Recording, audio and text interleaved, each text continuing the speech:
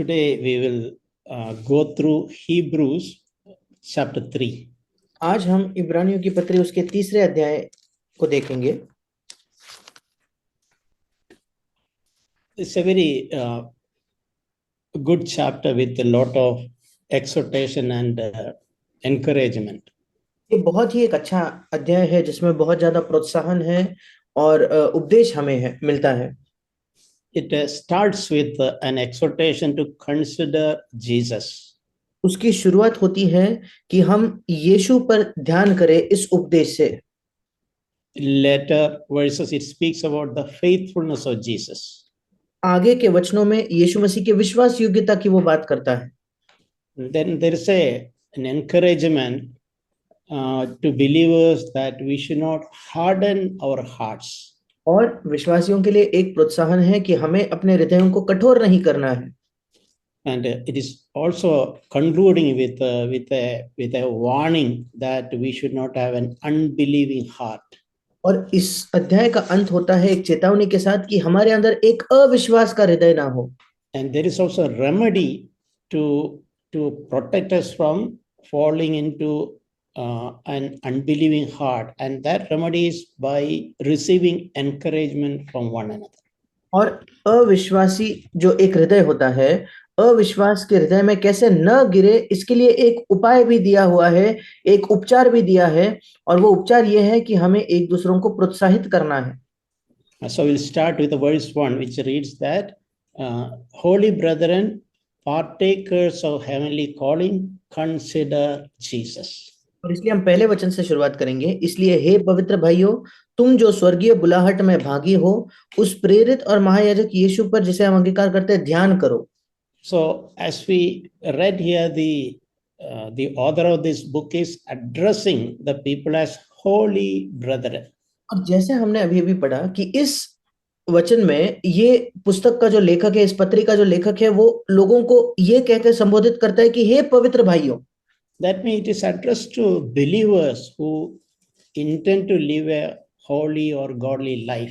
इसका मतलब ये उन विश्वासियों के लिए लिखा गया है जो एक लालसा रखते या मंशा रखते कि वे एक पवित्र या ईश्वरीय जीवन जिए। And it also says further that those of you who are partakers of a heavenly calling. और आगे वो ये भी कहता है कि जो स्वर्गीय बुलाहट में भागी हो। And to such people he is saying, consider Jesus. ऐसे लोगों से वो कहता है कि यीशु पर ध्यान करो। This theme we can see in all through the book of Hebrews, exhortation to consider Jesus. और ये जो एक विषय है हम संपूर्ण इब्रानियों की पत्री में देखते हैं कि एक बार बार ये उपदेश आता है कि यीशु पर ध्यान करो, यीशु पर अपना ध्यान लगाओ। Because Jesus is presented in the book of Hebrews as our forerunner, as our example. क्योंकि इब्रानियों की पत्री में यीशु को हमारा अग्रदूत करके और उदाहरण करके प्रस्तुत किया गया है। Someone who has ran this path ahead of us. कोई जो हमारे आगे इस दौड़ को दौड़ चुका है। And we can always look at to him and receive encouragement and also comfort. और हम हमेशा उसकी ओर देखकर प्रोत्साहन और सांत्वना प्राप्त कर सकते हैं। We know this familiar verse in Hebrews, another chapter, Hebrews chapter 12, verses 2 and 3. और हम ये दूसरे दो भी जाने माने वचन जानते हैं। इब्रानियों की पत्री 12वां अध्याय उसके दूसरा और तीसरा वचन। There we read, fix your eyes on Jesus, the author and finisher of faith, who for the joy set before him endured the cross. और वहां लिखा है, और विश्वास के कर्ता और सिद्ध करने वाले यीशु की ओर ताकते रहे, जिसने उस आनंद के लिए जो उसके आगे धरा था क्रूस का दुख सहा, लज्जा की कुछ चिंता न करके। So exhortation here is fix your eyes on Jesus, not on anything else or anybody else. और यहाँ भी उपदेश यही है कि अपनी आंखें यीशु की ओर लगाओ, किसी भी और संदेश पर नहीं, किसी भी और चीज पर नहीं। And Hebrews 12 verse 3 it is continued, for consider him who has endured such hostility by sinners against himself, so that you will not grow weary or lose heart. और इब्रानियों 12:3 कहता है, इसलिए उस पर ध्यान करो जिसने अपने विरोध में पापियों का इतना विरोध सह लिया कि तुम निराश होकर साहस न छोड़ दो। So that theme is all through this Bible, looking unto Jesus, fix your eyes on Jesus, consider him. और ये विषय संपूर्ण बाइबल में पाया जाता है, यीशु की ओर देखो, यीशु की ओर अपनी आंखें लगाओ, यीशु पर ध्यान करो। So this is something which the Lord wants to proclaim to all of us. और ये ऐसा कुछ है जिसकी घोषणा परमेश्वर प्रभु हमारे हम सबके साथ करना चाहता है। Holy brethren, such as like us who have received a heavenly calling. हमारे ही तरह पवित्र भाइयों जिन्होंने इस स्वर्गीय बुलाहट को प्राप्त किया है, Do you want to live according to that heavenly calling? क्या तुम उस स्वर्गीय बुलाहट के अनुसार जीवन जीना चाहते हो? Do you want to be a holy brother or a holy sister? क्या तुम एक पवित्र भाई या पवित्र बहन बनना चाहते हो क्या? If you want, then look at Jesus, consider Jesus. अगर तुम चाहते हो तो फिर यीशु की ओर देखो, यीशु पर ध्यान करो। We will move on to verses, Hebrews chapter 3, verses 2 to 6. और हम आगे बढ़कर इब्रानियों की पत्री तीसरा अध्याय दूसरे से लेकर छठे वचन को देखेंगे। Here the emphasis is on the faithfulness of Jesus who appointed him. और यहाँ यीशु मसीह की विश्वास योग्यता के बारे में लिखा है, जब उसे नियुक्त किया गया। Yeah, he is verse 2, we read Hebrews chapter 3, verse 2, Jesus was faithful to him who appointed him. इब्रानियों 3:2 इस वचन में हम देखते हैं कि वो अपने नियुक्त करने वाले के लिए विश्वास योग्य था। You know, in the Bible, especially in the New Testament, there is so much emphasis on faithfulness. और बाइबल में और विशेषकर नए नियम में विश्वास योग्यता पर बहुत ज्यादा जोर दिया गया है। This is something which Jesus spoke again and again and again. ये ऐसा कुछ है जिसे यीशु ने बार बार कहा। And Jesus especially taught his disciples to encourage them to be faithful in little things. और विशेषकर यीशु ने अपने शिष्यों को ये सिखाया कि वे छोटी-छोटी बातों में विश्वास योग्य रहे। Yeah, our temptation is we all will be relatively easily, we will try to be faithful in big things. और हम सबके लिए प्रलोभन ये है कि हम सब तुलना करके अगर देखें तो बड़े-बड़े चीजों में विश्वास योग्य रहना पसंद करते हैं। But God wants us to be faithful in little things. पर परमेश्वर चाहता है कि हम छोटी चीजों में भी विश्वास योग्य हो। It is like this, unless you pass standard 1, you cannot go to standard 2. ये बिल्कुल इस समान है कि अगर आप पहली कक्षा में पास नहीं करते तो आप दूसरी कक्षा में नहीं जा सकते। If we are not faithful in little things, God cannot entrust us anything bigger. अगर हम छोटी बातों में विश्वास योग्य न हो तो परमेश्वर हमें और कोई बड़ी चीज नहीं दे सकता। It is always good to start with that little things or standard 1. और इसलिए हमेशा अच्छा है कि हम उन छोटे चीजों से या पहली कक्षा से शुरू करें। Without passing standard 1, we cannot reach 10th standard. पहली कक्षा से खत्म किए बिना हम 10वीं कक्षा में नहीं पहुंच सकते। So this is, we should take very seriously to learn to be faithful in little things that is entrusted to us. और ये ऐसा कुछ है जो हमें बहुत गंभीरता से लेना है कि जो छोटी-छोटी चीजें हमें सौंपी गई है उनमें हम विश्वास योग्य हो। Our temptation is, or attention is on bigger things. हमारे लिए प्रलोभन और हमारा ध्यान बड़ी चीजों पर लगा होता है। But God can entrust bigger thing to us only if we are faithful in little things. पर परमेश्वर हमें बड़ी चीजें तभी सौंप सकता है अगर हम छोटी बातों में विश्वास योग्य हो तो। Chapter 3, verse 5, we read, Moses was faithful in his house as a servant. इब्रानियों 3:5 में हम पढ़ते हैं, मूसा तो परमेश्वर के सारे घर में सेवक के समान विश्वास योग्य रहा। And that is compared with Jesus in verse 6, but Christ was faithful as a son over his house. और इसकी तुलना छठे वचन में की गई है कि परंतु मसीह पुत्र के समान परमेश्वर के घर का अधिकारी था और विश्वास योग्य था। Yeah, there is a difference being faithful as a servant and as a son. एक सेवक होकर विश्वास योग्य होना और एक होकर विश्वास योग्य होना, इन दोनों में अंतर है। See, a servant will also be faithful. एक सेवक भी विश्वास योग्य होता है because he is waiting for a reward, a salary. क्योंकि वो एक प्रतिफल के लिए, एक तनख्वाह के लिए काम करता है। For that salary or that reward, he will do any action. He will stretch himself and do things faithfully with the objective of getting the reward. उस प्रतिफल के लिए या उस तनख्वाह के लिए वो कड़ी मेहनत करेगा, अपने आप पर तनाव लेकर भी, दबाव लेकर भी वो काम करेगा। क्यों? उस प्रतिफल की अपेक्षा करते हुए वो काम करेगा। But a son, when he is in his father's business, पर जब एक पुत्र अपने पिता के व्यवसाय में होता है, his faithfulness is at a different level उसकी विश्वास योग्यता एक अलग स्तर पर होती है, because he knows that this is my father's business क्योंकि वो जानता है कि ये मेरे पिता का व्यवसाय है and it is my responsibility. और अब ये मेरी जिम्मेदारी है। And he's not just looking for a reward or a salary. और वो एक प्रतिफल या किसी तनख्वाह को नहीं खोज रहा। He is not faithful there as a son just to get something. वो वहां केवल एक सेवक की तरह विश्वास योग्य नहीं है कि वो कुछ प्राप्त करना चाहता है, But he look at that business as his own, his father's. पर वो उस व्यवसाय को अपना व्यवसाय समझता है, क्योंकि वो उसके पिता का व्यवसाय है। So that is the example of Jesus, example which Jesus showed.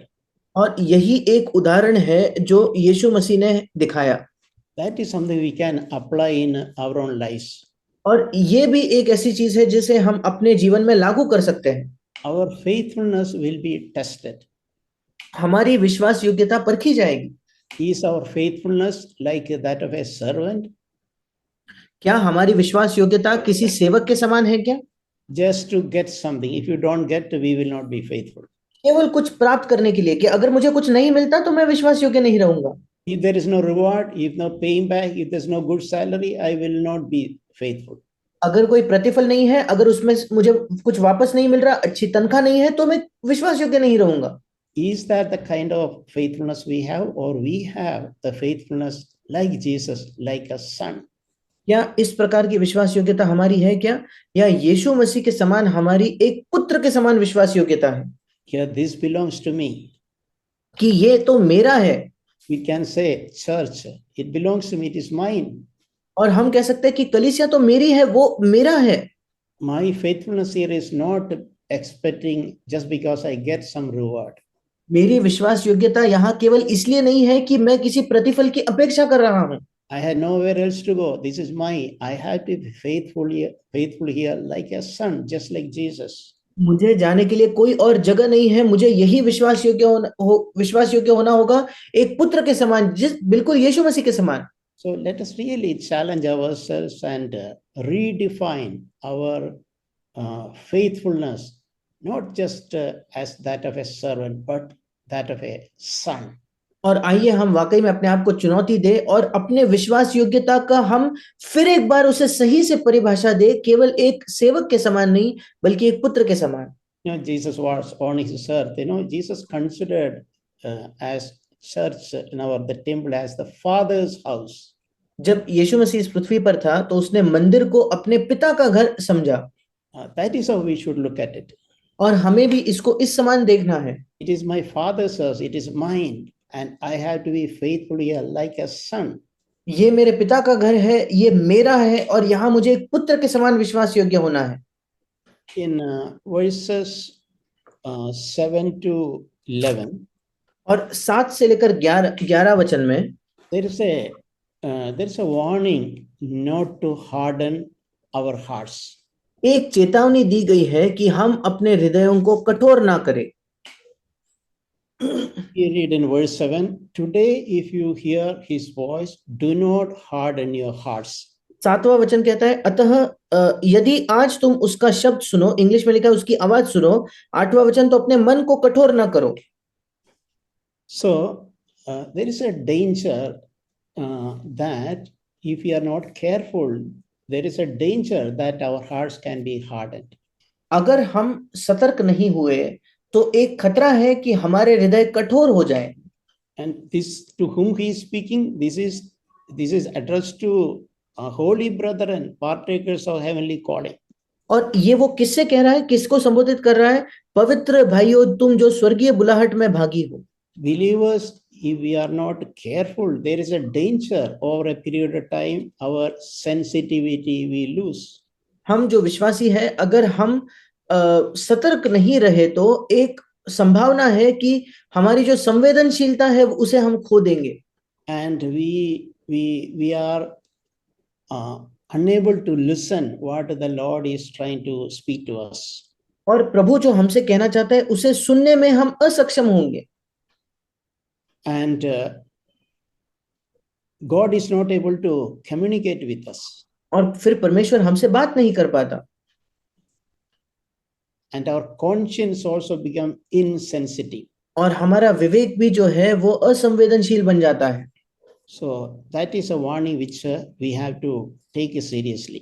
और ये एक चेतावनी है जिसे हमें गंभीरता से लेना है Verse 12, 12वां वचन we read there, take care, brethren, that there be not anyone among you with having an evil, unbelieving heart that falls away from the living God. 12वां वचन हे भाइयों चौकस रहो कि तुम में ऐसा बुरा और अविश्वासी मन न हो जो तुम्हें जीवते परमेश्वर से दूर हटा ले जाए Remember, again, he is addressing this to holy brethren, partakers of the calling. फिर एक बार याद रखिए वो ये वचन किससे कह रहा है पवित्र भाइयों से तुम जो स्वर्गीय बुलाहट में भागी हो उनसे And to them he is speaking, there is a danger that you may end up with an evil, unbelieving heart. इनसे वो कहता है कि एक खतरा है कि तुम्हारा बुरा और अविश्वासी मन ना हो And when I read this is what I know about that unbelieving heart, how God is looking at it. और फिर मैंने पढ़ा कि वो जो अविश्वासी मन है उसे परमेश्वर कैसे देखता है God is not, it's okay. God is not saying some soft, comforting word. और परमेश्वर ये नहीं कहता कि चलो ठीक है परमेश्वर बहुत ही नरम और सांत्वन के शब्द उसके बारे में नहीं कह रहा That unbelieving heart, there is another word added, evil, that is added.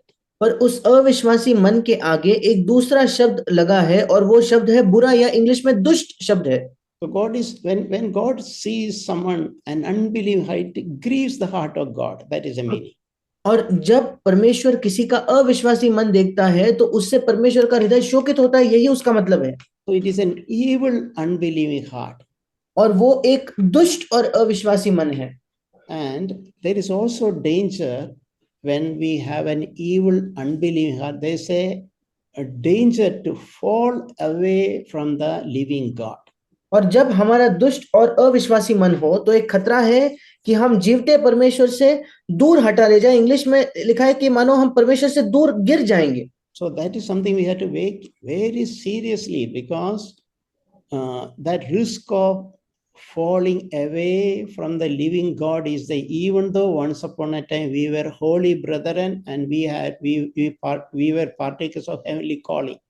और हमें बहुत सतर्क होना है सावधान होना है क्योंकि हालांकि एक समय हम पवित्र भाई थे और स्वर्गीय बुलाहट में भागी थे फिर भी ये खतरा है कि हम उस जीवित परमेश्वर से दूर हो जाए या दूर गिर जाए When we allow our hearts to be hardened, जब हम अपने हृदयों को अनुमति देते हैं कि वे कठोर हो जाएं and our faith in the living God diminish, और जीवते परमेश्वर में जब हमारा विश्वास जो है वो कम होते जाता है तब or in other words, we don't live a life according to the faith that we are professing. या दूसरे शब्दों में हम ऐसा जीवन नहीं जीते उस विश्वास के अनुसार जिस विश्वास का हम दावा कर रहे हैं So then there is this warning, this danger is there. There's a risk. Be careful that we can fall away from the living God. तब ये चेतावनी है तब ये खतरा है कि हम जीवते परमेश्वर से दूर गिर सकते हैं But there is a remedy for this. पर इसका एक उपाय है एक उपचार है That is there in Hebrews chapter 3 verse 13. और वो इब्रानियों 3:13 में पाया जाता है It says that encourage one another day after day. और वो कहता है कि हर दिन एक दूसरे को समझाते रहो और इंग्लिश में लिखा है हर दिन एक दूसरे को प्रोत्साहित करते रहो As long as it is called today. जिस दिन तक आज का दिन कहा जाता है तब तक so that none of you will be hardened by the deceitfulness of sin. ऐसा न हो कि तुम में से कोई जन पाप के छल में आकर कठोर हो जाए। So encouraging one another or receiving encouragement from one another is the remedy to prevent our hearts from being hardened. और एक दूसरे को प्रोत्साहित करना और एक दूसरे से प्रोत्साहन पाना यही उपचार है हमारे हृदय के कठोर हो जाने से, जो हमें बचा सकता है। And our hearts being preserved from unbelief and from falling from the living God. और यही उपाय है जिससे हमारा हृदय अविश्वास से सुरक्षित रह सकता है और जीवते परमेश्वर से दूर गिरने से भी सुरक्षित रह सकता है। We can say, that expression is as long as it is called today. और हम उस कथन को देखते हैं जो लिखा है कि जिस दिन तक आज का दिन कहा जाता है तब तक। We do not know what will happen to us tomorrow. हम नहीं जानते कि कल क्या होगा, But today we should do something. पर आज हमें कुछ करना है। That is, we should encourage one another. उसमें हमें एक दूसरे को प्रोत्साहित करना है। And we should also have the humility to receive encouragement from others. और हमारे अंदर ये नम्रता भी होनी चाहिए कि हम दूसरों से प्रोत्साहन को प्राप्त करते हैं। So our conduct, the way we live should be like this. Look at Jesus. और हमारा जो बर्ताव है, हमारा चाल चलन ऐसा होना चाहिए कि यीशु की ओर देखो। What a wonderful Savior He is. कितना अद्भुत वो उद्धार करता है। He not only forgive my sins, वो ना केवल मेरे पापों को क्षमा करता है, He has changed my life. उसने मेरे जीवन को भी बदला है। He has changed my personal life. उसने मेरे व्यक्तिगत जीवन को बदला है। He has changed my conduct in my workplace, in my business. और मेरे काम के जगह मैं जहां व्यवसाय करता हूं वहां उसने मेरे चाल चलन को बदला है। He changed my family life. और वो मेरे पारिवारिक जीवन को बदल रहा है। And He has filled my heart with the joy of the Lord. और उसने मेरे हृदय को प्रभु के आनंद से भर दिया है। And I can rejoice always. और मैं हमेशा आनंद कर सकता हूँ। He has taken away the fear of death and anxiety from me. और उसने मृत्यु और चिंता का भय मुझसे निकाल दिया है। And you should continue to consider Jesus, look at Jesus, so that we will not be disheartened. और आपको निरंतर यीशु की ओर देखते रहना है, उसकी ओर ताकते रहना है, ताकि हम निराश ना हो जाए। In other words, our life should be, in whichever little way, it should be a challenge and an encouragement and an example for others. दूसरे शब्दों में हमारा जीवन जो है किसी भी छोटे ना छोटे तरीके से दूसरों के लिए एक उदाहरण, एक प्रोत्साहन और चुनौती होना चाहिए। Every day, प्रतिदिन, even if we are not speaking much, our face should reflect and what we are inside. अगर हम ज्यादा कुछ नहीं कह रहे, उसके बावजूद हमारे मुख पर जो अंदर है वो दिखेगा, वो प्रकट होना चाहिए। Looking at our conduct and our attitudes, the way we live, others can receive encouragement. हमारे चाल चलन को देखकर, हमारे रवैये को देखकर दूसरे लोग जो है प्रोत्साहन प्राप्त कर सकते हैं। From this verse 13, we can also understand it doesn't take much time to be a backslider. और 13 वचन हमें ये भी बताता है कि बहुत ज्यादा समय नहीं लगता पीछे फिसलने के लिए। 1 day is required, just 24 hours enough. एक ही दिन लगता है, 24 घंटे पर्याप्त है। That is why it is saying, as far as it is called today. और इसलिए लिखा है कि जब तक आज का दिन कहा जाता है तब तक। That is why we need to exhort and encourage one another every day. इसीलिए हमें प्रतिदिन एक दूसरे को प्रोत्साहित करना है और समझाते रहना है। We have a responsibility to encourage others in the body of Christ. हमारी एक जिम्मेदारी है कि मसीह की देह में दूसरों को हम प्रोत्साहित करें। Along with that, we also should recognize my own need to receive encouragement. उसी के साथ साथ हमें से प्रत्येक को पहचानना है मेरी अपनी जरूरत कि मैं भी दूसरों से प्रोत्साहन प्राप्त करूं। It needs humility to recognize my own need. और इसे नम्रता की जरूरत होती है जब हमें अपनी खुद की जरूरत को पहचानना है। तो I need brothers and sisters, I need their help and I need their encouragement. मुझे भाई और बहनों की जरूरत है, मुझे उनकी सहायता चाहिए, मुझे उनका प्रोत्साहन चाहिए। We know about the Old Testament, the book of Genesis. What did Cain said? हम जानते हैं पुराने नियम में, जब पुरानी उत्पत्ति के पुस्तक में, कि कैन ने क्या कहा था। He even asked God, am I my brother's keeper? और यहाँ तक कि उसने परमेश्वर से भी पूछा कि क्या मैं अपने भाई का रखवाला हूं क्या। We all agree it's a very arrogant question which he और asked God. और हम सब इस बात से सहमत होंगे कि बहुत ही एक घमंडी ऐसा सवाल है जो उसने परमेश्वर से पूछा। But in the body of Christ, we are actually our brother, keepers of our brothers and sisters. पर मसीह की देह में, वास्तविकता में तो हम अपने भाइयों बहनों के रखवाले हैं। If somebody is slipping, somebody is in a difficulty, we have a responsibility to encourage. कोई अगर फिसल रहा है, कोई अगर कठिनाई में है, तो हमारी जिम्मेदारी है कि हम उन्हें प्रोत्साहित करें। If somebody is deviating, if somebody we see her heart is being hardened, we have to encourage. अगर कोई भटक रहा है, अगर किसी का हृदय कठोर होते हुए हम देखते हैं, तो हमारी जिम्मेदारी है कि हम उन्हें प्रोत्साहित करें। And more than anything, we ourselves should never forget our own need for fellowship. किसी भी और चीज से बढ़कर हमें कभी भी अपने खुद की जरूरत को नहीं भूलना है, जो हमारी संगति की आवश्यकता या जरूरत है। Our own need to receive encouragement from others. हमारी अपनी जरूरत है कि हम दूसरों से प्रोत्साहन को प्राप्त करें। I like this, what is written in Hebrews chapter 10. और मुझे ये पसंद है जो इब्रानियों की पत्री उसके 10वें अध्याय में लिखा है, 24 and 25. उसका 24 और 25 वचन। We read there, let us consider how to stimulate one another to love and good deeds. और ऐसा लिखा है कि और प्रेम और भले कामों में उकसाने, एक दूसरे को उकसाने के लिए हम चिंता किया करें। That's a very strong encouragement. Let us consider how to, that word stimulate is required. Mention some other version English word is, let us consider how to provoke one another for love and good deeds. और ये एक बहुत ही मजबूत या बलवंत ऐसा प्रोत्साहन हम यहाँ देखते हैं कि हमें प्रेम करने के लिए और अच्छे काम या भले काम करने के लिए एक दूसरे को उकसाना है या एक दूसरे को उत्तेजित करना है। Yeah, we should always look for an opportunity to provoke one another or stimulate one another for love and good deeds. हमें हमेशा एक ऐसे मौके के तलाश में रहना है जहां हम एक दूसरे को उकसाते हैं प्रेम करने के लिए, उत्तेजित करते हैं प्रेम करने के लिए और भले काम करने के लिए।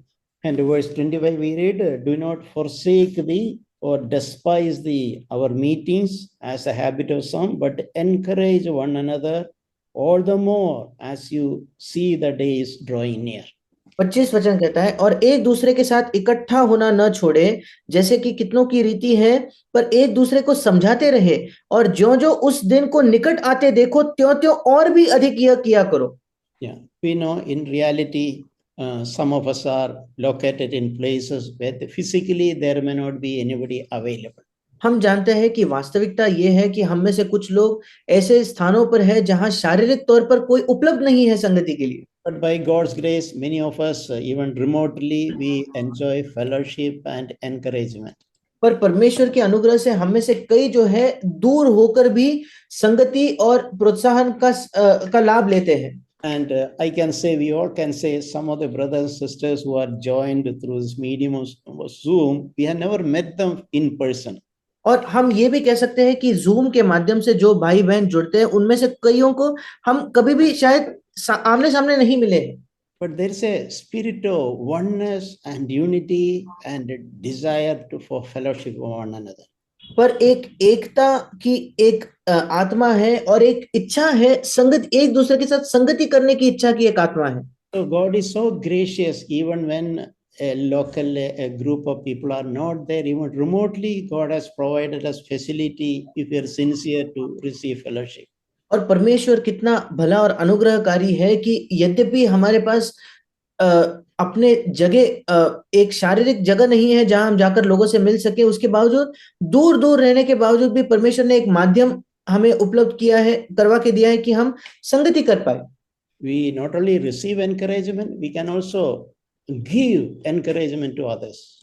ना केवल ही हम प्रोत्साहन को प्राप्त कर सकते हैं, पर हम दूसरों को प्रोत्साहित भी कर सकते हैं।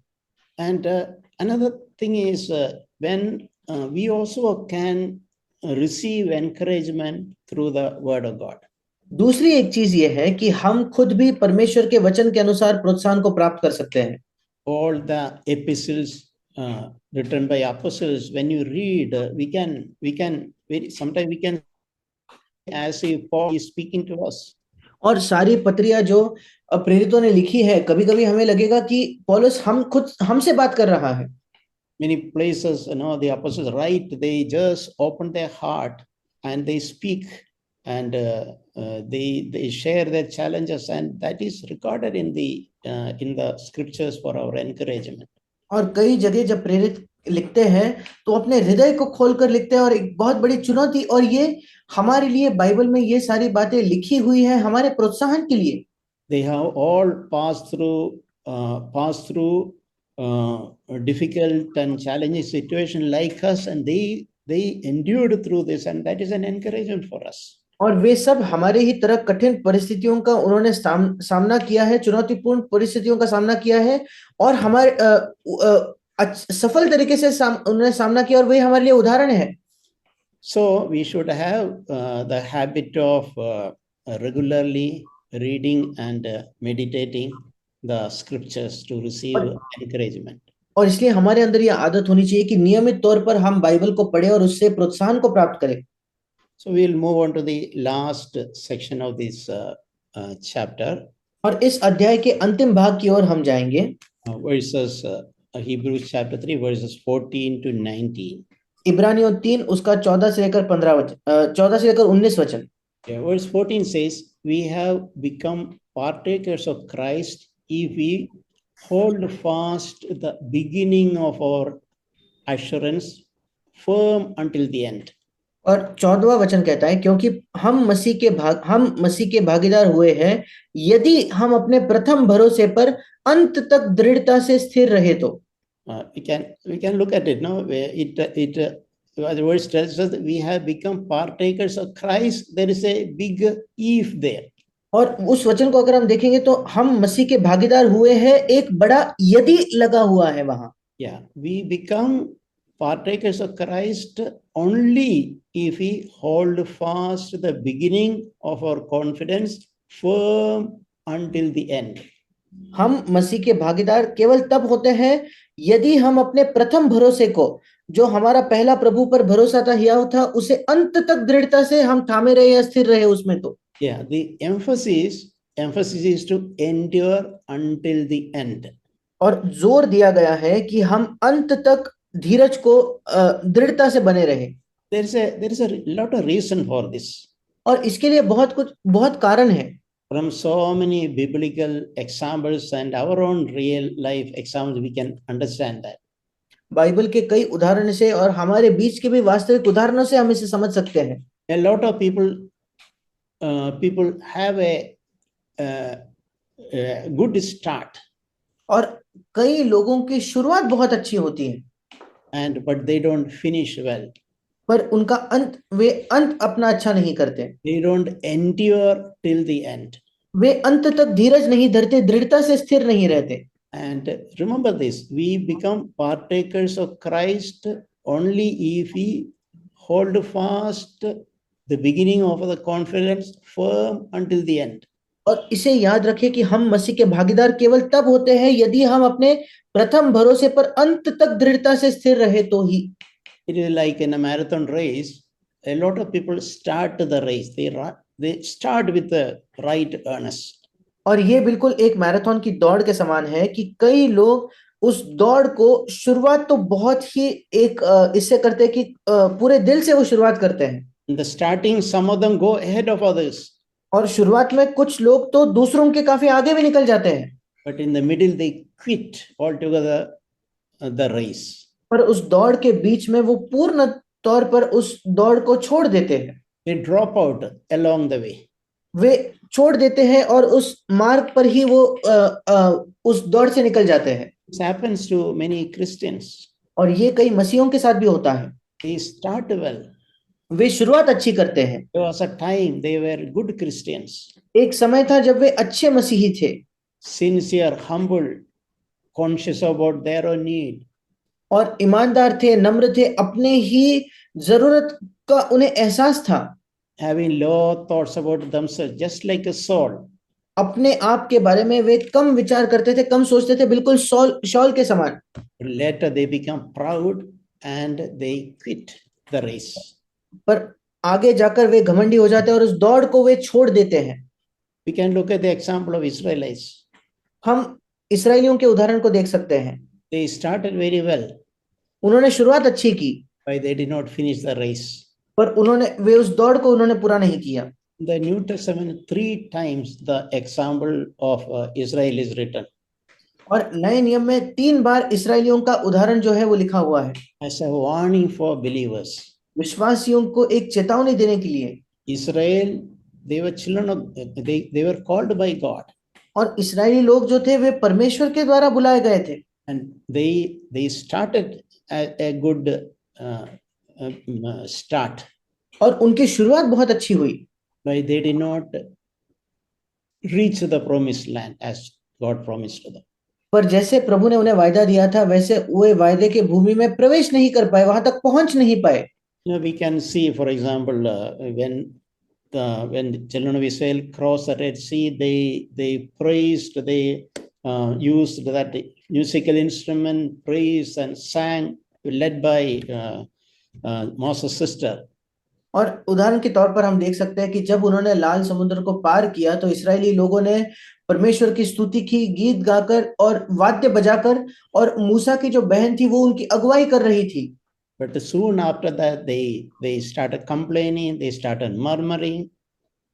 पर उससे बहुत ही जल्द, उसके थोड़े ही समय बाद वे कुड़कुड़ाने लगे, शिकायत करने लगे। They started rebelling against the leaders above them, against God. और उनके ऊपर जो अगुवे थे उनके खिलाफ वे बलवा करने लगे, परमेश्वर के खिलाफ बलवा करने लगे। They started not believing in God's promises. और वे परमेश्वर के वायदों पर विश्वास करना नहीं कर रहे थे। They had the problem of an unbelieving, evil, unbelieving heart. और उनकी भी समस्या एक दुष्ट अविश्वासी हृदय था। God promised them while they were in Egypt, they were struggling in Egypt, and God promised them, I'll take you to the Canaan's land.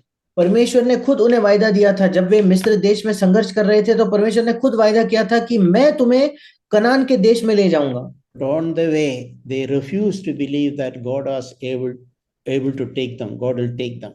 पर मार्ग के बीचों बीच उन्होंने इस बात पर विश्वास करने से मना कर दिया कि परमेश्वर उन्हें ले जाएगा। God gave them food all during those 40 years.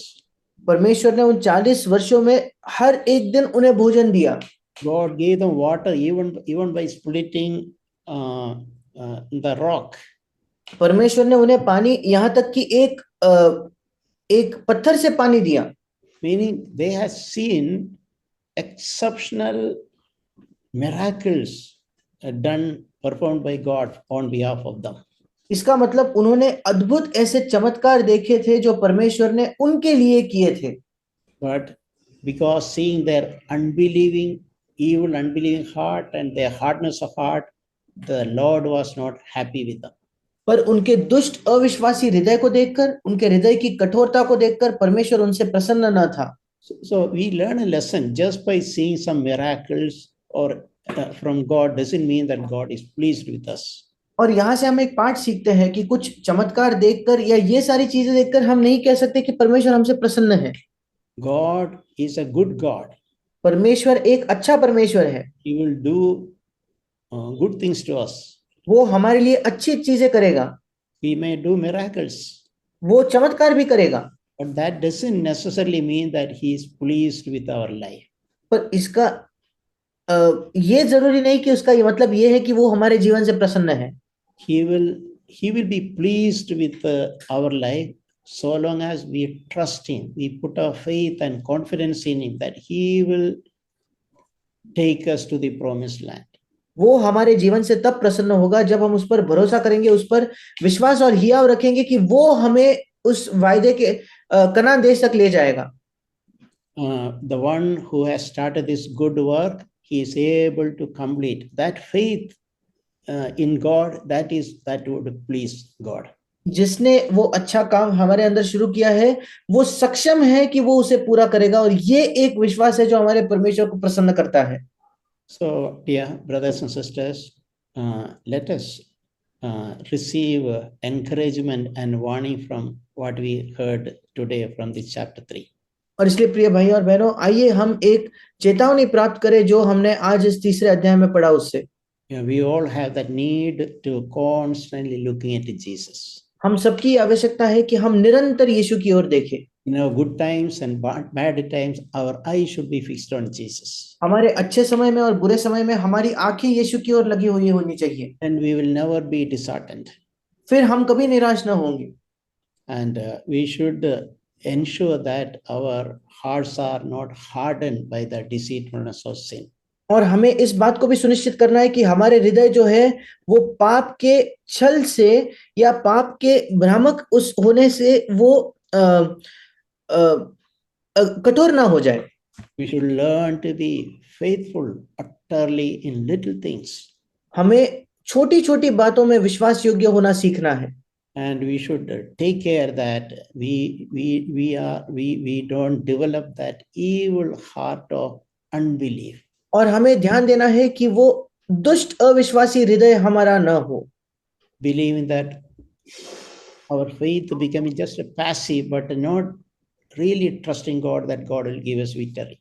और ये विश्वास करते हुए हमारा विश्वास जो है केवल ऐसा निष्क्रिय ना हो, पर ये विश्वास करते हुए कि परमेश्वर हमें विजय देगा। And also we should continue to remind ourselves our own need to receive encouragement from one another. और इसी के साथ साथ हमें अपने आप को याद दिलाना है कि हम एक दूसरे से प्रोत्साहन को प्राप्त करें। And also our own responsibility to be the keeper of our brothers, meaning our own responsibility to encourage others. और हमारी ये जिम्मेदारी कि हम अपने भाइयों के रखवाले, मतलब हम अपने भाइयों को प्रोत्साहित करने की हमारी जिम्मेदारी को याद रखें। Amen. आमीन।